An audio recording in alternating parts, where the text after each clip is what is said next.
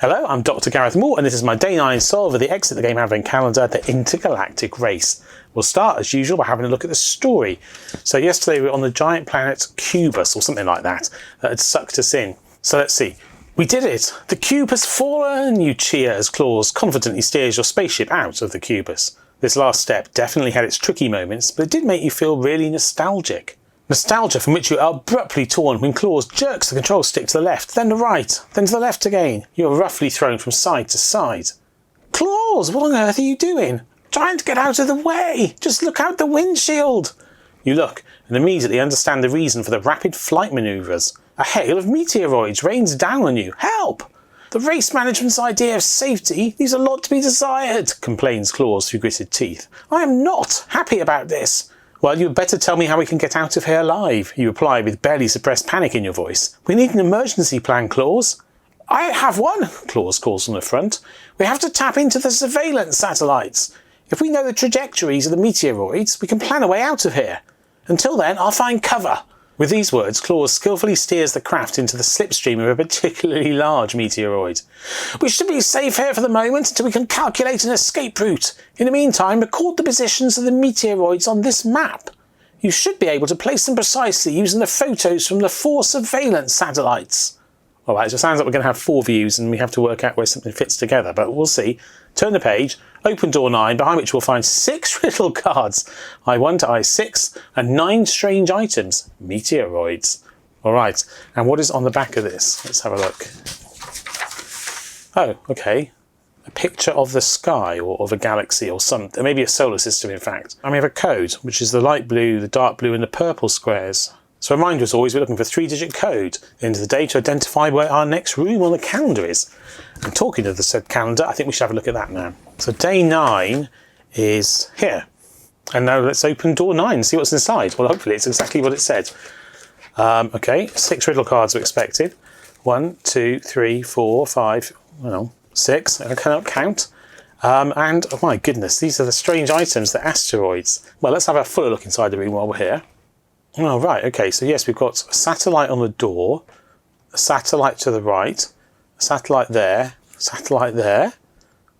the solar system below, and up above a meteor going by. It's not clear to me whether these are important pictures. They might be. It gives a reference where the satellites are relative to things. Who knows? That one doesn't seem to. Well, there were 4 satellites. How many did it refer to in the story? So it does refer to the 4 surveillance satellites. You should be able to place them precisely using the photos from the 4 surveillance satellites. So maybe this information is contained somewhere else, but otherwise the door does give us where the satellites are oriented. So let's have a look at the cards. All right, so we've got, they've got writing on. Quite a lot of writing. Well, those 2 have a lot of writing. All right, so we've got 4 views, 4 with writing on, and a bag of strange items, which are the meteoroids. So it says we should have 9 of these, so I guess we'll check we've got 9. 1, 2, 3, 4, 5, 6, 7, 8, 9. Yeah, we've got 9. And I'm guessing we're placing these on this grid map. Okay, so this puzzle is probably not as complicated as it seems at first glance. He says, hopefully. Let's have a look at these. There are 4 satellites in the vicinity of the Milky Way. The satellites can see meteoroids at a range of up to 3 spaces. This does not apply to the Sun. The Sun is visible from any distance. Each image comes from one of the 4 satellites. Meteoroids that are closer to the respective satellites are larger. I think this is showing an example of the size-ins, based on how far away they are. And this here is just clarifying that they can see 3 spaces, but they can always see the Sun. So what have we got?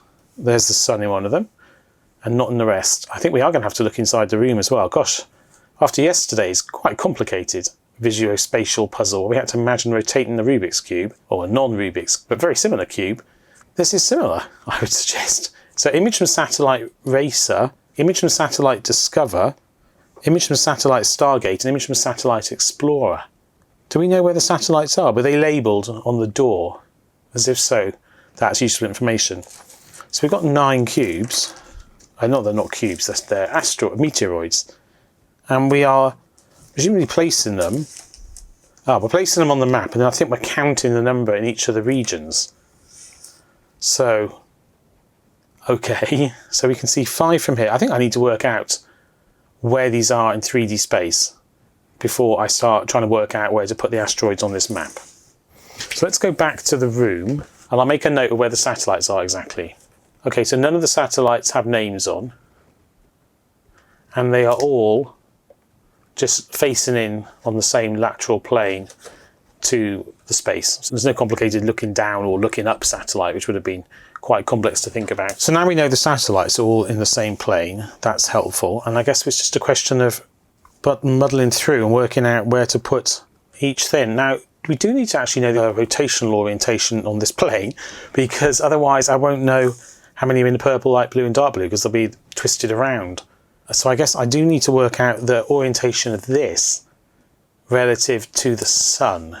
But that's the sun in the middle, no? I'm a bit confused. It's not, is it? Because in the room we see the solar system here, and which clearly has a sun in the middle.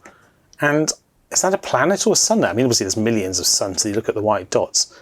But is that yellow thing this? And is that what I think that yellow thing must be that. It matches in appearance. So I think we can assume that this satellite here is looking this way, because I think that this, yeah, if you look at that dot there, I think I mustn't overcomplicate it. This is like the floor of that room, and the sun is up here. So I'm going to put the sun here, the yellow globe sun by here. Let's just draw a picture of the sun here. Brilliant. That's quite a good sun drawing, I think you'll agree. It doesn't look at all like some sort of alien creature. So this view is looking this way. We can see 5 asteroids from this point of view, or meteoroids, whatever they are technically. And, well, 2 are near. Yeah, so 2 must be here. 1 is far, and 1 is mid-distance, and 1 is far. That seems right? And now we have to presumably work out the rest from the point of view of knowing that that is correct. So this can't be right if this was on the right hand side, because these are not correct. So is there one that would fit here? How about this one? Yeah, that fits, doesn't it? Small, medium, large. And what about the 4th one? That doesn't match because of these, because this is a large one here. So this is the view from this side. So let's put that here and match this view. So we've got small, medium, large, then we have small, and we have medium. So that matches this view. Now, what about from above? Is there one that matches so far? Yeah, I think it's going to be this one. Let's just check the other one. That's not right, is it? So we've got small, large, medium, small, and then we have large. And now this side should be already, oh no, there's one left to place actually. I can see I've got 1 meteoroid left. Here we have large, small, medium, and then there's a small missing, which is presumably hidden behind the large one here. And then large. So we've done it. This is the arrangement of our meteorites. It fits all the pictures. Position with the sun is accurate. Therefore, we can answer the question by counting how many there are on each thing, which I think is what probably we need to work out. 1, 2, 3, 4, 5 on the light blue. On the dark blue, we have just the 1. And on the purple, we have 3. And they should add to 9, and they do. So I think our code for today is 513. All right, so now where do we go? We're on door 9, and we want 5. Let's just check 513. 513. And what instructions does it give us? To go left, and to go down. So this door here should match these symbols, if I'm right. Circle, diamond, star. So there we go.